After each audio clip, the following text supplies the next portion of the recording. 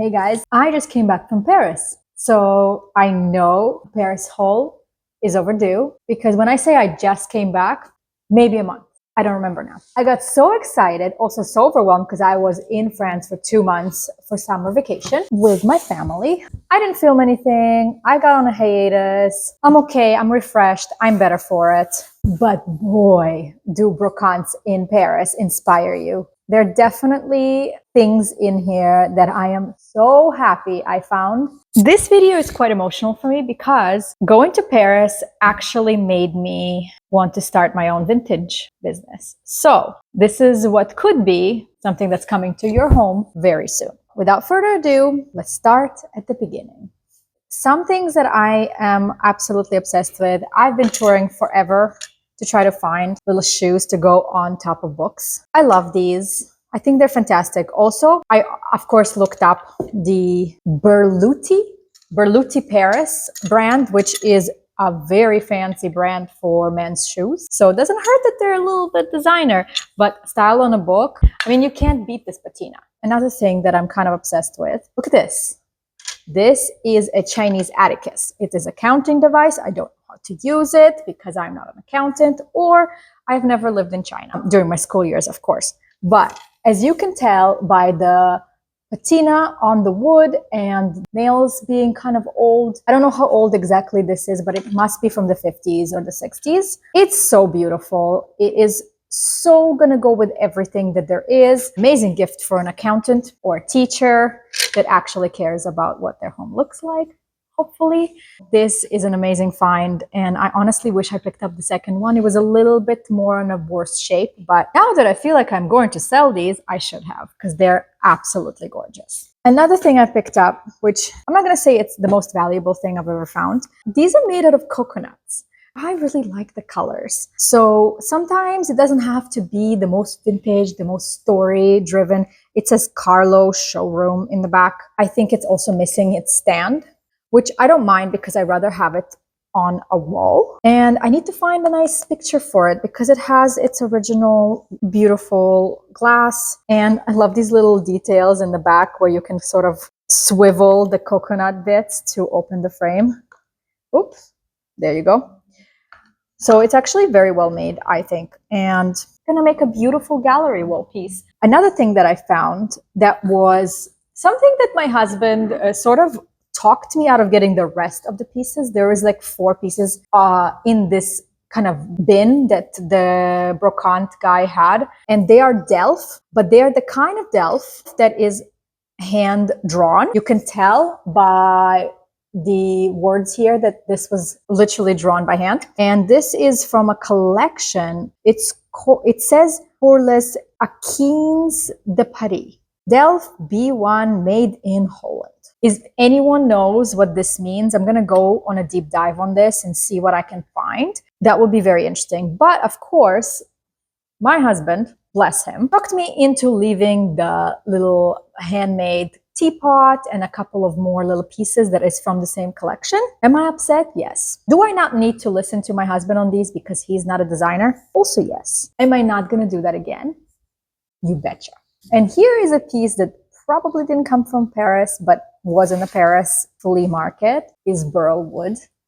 It's one of my favorite pieces of wood. I love how beautiful the variation of wood is. It's made out of wood knots. And so it's very nice when they make something like this because you know the wood is very valuable. This one is not all the way through. As you can tell, the inside is different wood. I think it's oak in the bottom. A lot of them sometimes come with burl wood all inside and out. Sometimes it's not actually wood, but this one is. And it's just darling jewelry box. It is so beautiful. Also, I think it would fit a small remote. Can't tell. I'm going to look into it. Another wonderful treasure. Ooh, I'm just running through these, but there are just so many. So nothing I ever knew I needed in life, but now I'm going to definitely look out for them. So the Parisians are so chic. Of course they are. And so they use cutlery rests for their fork and knives. Go on between meals, I think, to not dirty oh my God, to not dirty the, words come to me, brain, hello. To not dirty the table or the tablecloth. So the Parisians, bless them, use these to rest their dirty knives or even just for display, I'm assuming, in the beginning of the meal. These are gazelles. Look how cute. And I have 12 of them. I literally just can't stand it. Like, I'm supposed to put it in my shop, but like, do I need to put it in my shop? Maybe I'll just enjoy them. They're all handmade brass. They're just so pretty. On the subject of things for kitchen, I also picked up these knives. Now, oh my goodness, all of that stuff. So these ones are 12 knives that are, I think, from the 50s, because these are a bullhorn knife with a stainless steel. See, it says inox right on it, which says basically, it's Paris, Action Extra Paris. So this is a marked 1950s knife. They all have variations to them, but they are not bullhorn. These are made from resin. Bullhorn, you can tell that if you put light in the white parts, it shines through like a horn would. But these are imitation, and I think I actually like them more because they're dishwasher safe and they're very beautiful. And the variations on them are not the same, so it's actually a really good mark of it. Sorry, but doesn't it look good together? Like, I wish I had the forks of this. And then it would have been a fantastic dinner set. Of course, I saw in another stand the same kind of style. I love these. These are bullhorn. They are absolutely beautiful. Stainless steel, which means they're great for dishwasher safe. They're not gonna tarnish or patina over time, which is fantastic. I like that because I hate polishing silver. I hate it. I know that's what you go to Parisian brocante for, pick up your silver. I would pick up silver pieces as long as I don't have to wash them. I do have silver pieces from silver plated pieces passed down from my husband's family. I do use them, but I have to wash them by hand. And do I like doing that? No. I like every one of my items to be dishwasher safe. That is my wish in life. I don't like washing the dishes. Who does? If you do, let me know. So these are a bigger version of these knives. In another Parisian brocante, I found these. Now, there was a set of 7 of them. They were all different colors, all different shapes, and they are hand blown because you can tell it's been cut from here. You can tell by the side here that they are hand blown. And I was just perplexed. I love the colors. I think this is a beautiful shape to have anywhere in your home. I think they're candle snuffers. I tested them out. They do snuff a candle. I don't know if I would use them that way. I mean, you could, but they come in a variety of colors. This one is my favorite. Look at this. It's like a wine, dark wine color, a lighter green color. This one, see, it was definitely cut from right here. So it was blown this way. Much lighter color of red. This very unique blue. This is amazing. Like, I mean, the color of that, just to add a pop to a bookshelf, is unbelievable. I know a lot of the people who have candlestick snuffers. There's such a beautiful tradition in that. At the end of the day, when you put all the candles out, you put them out with intention. You know, there's something so beautiful. It transforms the way you close down your day. And then, of course, there's another green one over here. They could be styled together. They could be used as candle snuffers. They're cloches. Maybe you put a little candle and that's like how you find the scent like they do. But this is a very small version of it, so you can't put a big candle in there. These are fabulous. They're porcelain. One of them is a little chip, but I don't care. These will look amazing for the dinner table, styled with a whole bunch of different size candles. I'm gonna have so much fun styling all of these because I have so many candlesticks from different styles. And I actually, for once, think that this is an amazing idea to style them all together. This one also, see, this is a candle holder and it's hand blown because you can tell it came off of this stick. Really do need to look up the name of the stick. Very heavy, beautiful bubbles. This is the kind of style that I think is just amazing, that it's not mass produced. It makes you feel like somebody took the time to create this and put so much love into it, so much heat, as you do with fire. And now it is in my living room. I like that. I like the idea and the notion that I have picked up something that somebody cared so much for. And that's probably why I love antiques. Now, speaking of hand-blown glass, I don't even know what it is, but it is fabulous. Look at this. I mean, it's hand-blown. See, it's blown right into it. It's like a bubble effect right here into steel. It's fabulous. I'm not drinking from it. I wish I found more than one. Yes, but this was it. And I actually saw an artist that had 2 of these and a matching teapot. I have his card and I'm still thinking, I couldn't obviously take them. They were very heavy and he said he would ship them to me. Still thinking about it. If they still are there, I probably will buy them because this is so unique. Look at this. It's all welded. So this is all welded. You can tell it is very well cared for and very old, unusual, brutalist piece. And then there's more hand-blown pieces because I don't know what's wrong with me. This is exactly what Paris, really. This is a Murano style glass. Now, because there's no provenance to it, I would be afraid to say that this has come from Murano, Italy, but this is made in the Murano style. It's hand blown. It was cut from right here. It's an ashtray. I don't smoke, so I don't care to use it as such, but with a little bit of pearls inside and pretty jewelry, this would look so pretty style on the shelf. I actually think that pops of color in this size are fantastic to pick up for when you're styling, because often we buy bigger pieces and we lack the levels on a styling shelf. So this is a fantastic level and color pop to have so that you can style, mix and match when you have a bookshelf or a credenza or an entry table. Another fabulous piece. This was let's just say a story. Now, I'm not going to say that I am very good at figuring out artists and providence and all of those things, but sometimes when you see a piece and you think this is fabulous, look at this.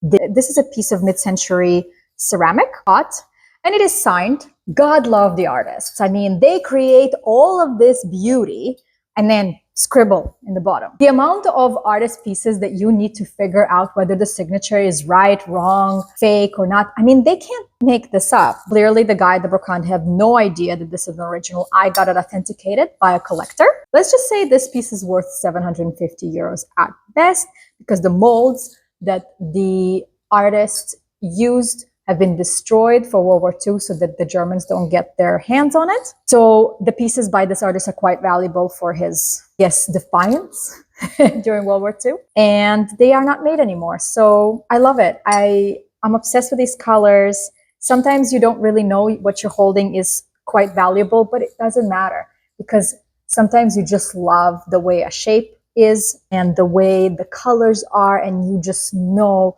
there's something to it that is a story. You can just tell. Now, my goodness, look at that. I found a couple more of these. My theme this Christmas will definitely be crystal, because crystal candlesticks. Now, mind you, all my candlesticks are of a different style, but that doesn't matter, because when you put them all together in different shapes and different sizes, I think that the mismatch of it will actually create a more interesting tablescape. Interior design advice right here. Speaking of, this is another candlestick from a Scandinavian brand called Skotuna. I hope I'm pronouncing that correctly.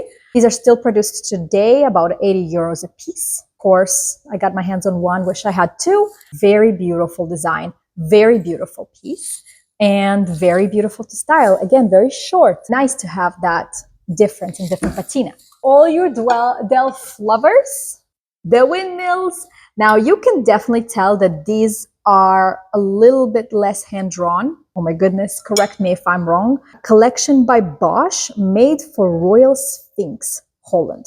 There's Delft and all of that in the back. I have not done my research on this, but somehow I just don't care, because look at that. It already came with a little thing to hang it, and it would make an incredible piece on any cottagecore wall. I actually had something similar in my country home in Canada when I lived there. This brings back so many memories. I just had to have it. In the same bin, I found this beauty. Now you can tell that, see, it's not all white. It's kind of more of a blue tone. This one is from BWM & Co. Fortunately, there's a tiny little chip in it. Otherwise, it's a very valuable piece. Although this is not in the style of my current home, I think somebody will definitely enjoy decorating with it. And, Christmas. These are, again, the rests for the knives and the forks that the French love so much. Bless their way to decorate a table.